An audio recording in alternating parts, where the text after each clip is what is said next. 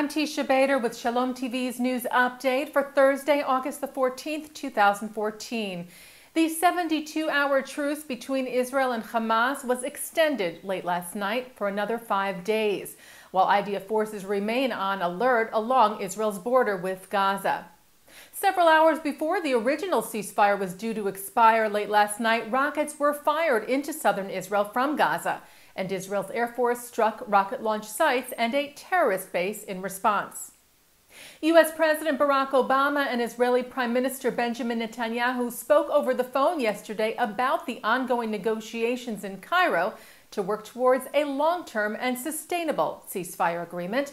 The White House said that during the conversation, the president reaffirmed the United States' support for Egypt's mediation efforts and underscored the importance of achieving a sustainable outcome that ensures Israel's security and addresses Gaza's humanitarian crisis. Former Israeli ambassador to the U.S. Michael Oren is weighing in on a Wall Street Journal report that last month the U.S. halted an arms delivery to Israel after Israel reportedly received arms from the Pentagon without White House approval. Oren said today there is a claim in the Wall Street Journal that Israel went around the back of the United States to get a resupply of ammunition from the Pentagon, that it didn't get permission from the White House. Oren said, "I can only tell you as an ambassador that is impossible because there's a very specific and deeply embedded procedure for doing that. And Israel, in order to get access to pre-positioned military equipment in this country, American equipment, has to go through the administration."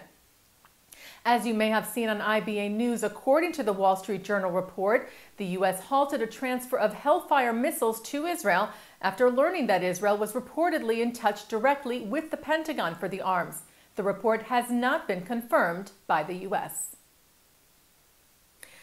Prime Minister Netanyahu yesterday condemned the United Nations Human Rights Council's plans to investigate Israel for alleged human rights violations during its operation in Gaza. The Prime Minister said the Human Rights Council of the UN legitimizes murderous terrorist organizations like Hamas and ISIS. Instead of investigating Hamas's attacks on Israeli civilians and its use of Gazan residents as human shields, the UN decided to come and investigate Israel.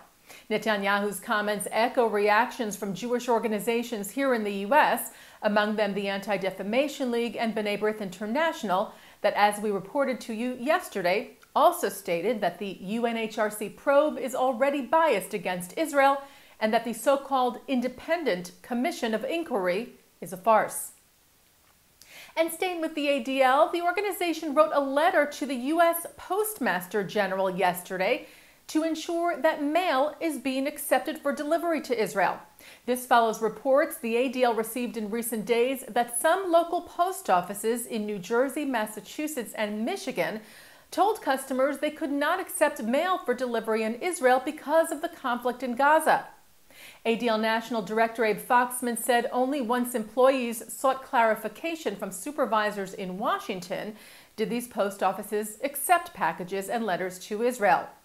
Mail was temporarily halted last month during the 36-hour FAA ban on flights in and out of Israel. And in the letter to the Postmaster General, the ADL stated that some postal employees apparently misunderstood that temporary suspension as being a permanent one. They urged the Postal Service to immediately make it clear to all of their employees that mail delivery to Israel has not been suspended. And earlier this week, the ADL released a new report on the dramatic rise of anti-Semitism across the globe during Israel's defensive operation in Gaza. ADL National Director Abe Foxman said there was a dramatic surge in violence against Jews and Jewish institutions around the world during Israel's Operation Protective Edge. From France to Argentina, from Canada to Chile, synagogues were attacked, Jewish cultural centers were vandalized, Jewish shops were threatened, and identifiably Jewish individuals beaten on the street. He said anti-Semitism was in the air and in the streets. The ADL plans to share its findings with members of Congress and with world leaders. And Jewish Agency Chairman Natan Sharansky voiced his deep concern over the rise in anti-Semitism across Europe in an article for British paper The Jewish Chronicle this week, where he wrote that he believes, quote, "We are seeing the beginning of the end of Jewish history in Europe." 1,000 people attended a memorial service in Beverly Hills on Tuesday for fallen IDF soldier and California native Max Steinberg.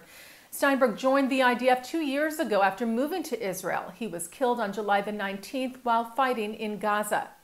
Steinberg's mother, Evie, spoke at the service, which was held at the Saban Theater, where she said, "We have no regrets that Max made the choice to enlist in the IDF.